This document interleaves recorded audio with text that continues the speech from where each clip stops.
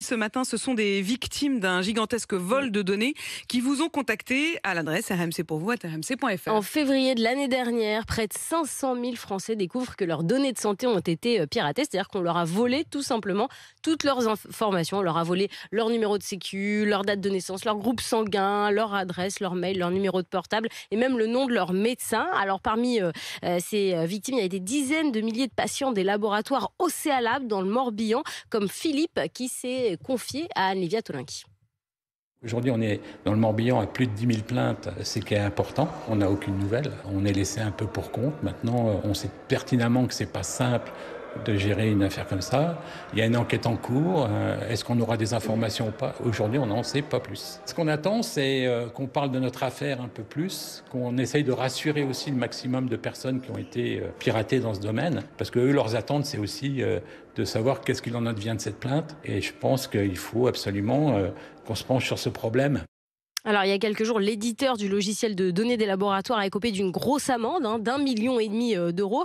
Dédalus se serait rendu coupable, selon la CNIL, de nombreux manquements en matière de sécurité. C'est une satisfaction pour les victimes. Mais ce qu'elles veulent surtout, c'est que la justice trouve les pirates, ceux qui se sont emparés de leurs données, ceux qui ont volé leurs données. Sandrine, par exemple, fait partie aussi des victimes. On lui a volé tous ses mots de passe. Elle s'est retrouvée à découvert avec des milliers d'euros dans la nature parce qu'on lui a piraté son compte en banque. Et encore aujourd'hui, ça a des conséquences très concrètes pour elle.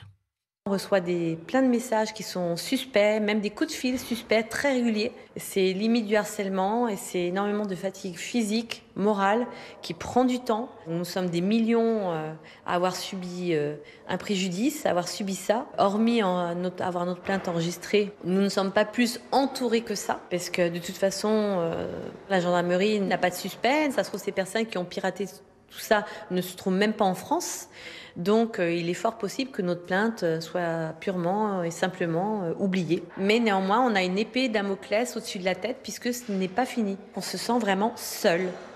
Seul parce que de toute façon, les gendarmeries ne savent pas comment se dépatouiller de tout ça. Elle en est où l'enquête, Marie? Oui, c'est ça, vraiment, leur question, c'est ce qu'ils voulaient savoir. Donc, on a posé la question. Évidemment, on ne va pas avoir des détails sur l'enquête, mais par contre, on nous a assuré que l'enquête n'était pas du tout abandonnée, qu'elle continuait. C'est ce que nous a indiqué une source proche du dossier au tribunal judiciaire de Paris. On a envie de choper les méchants.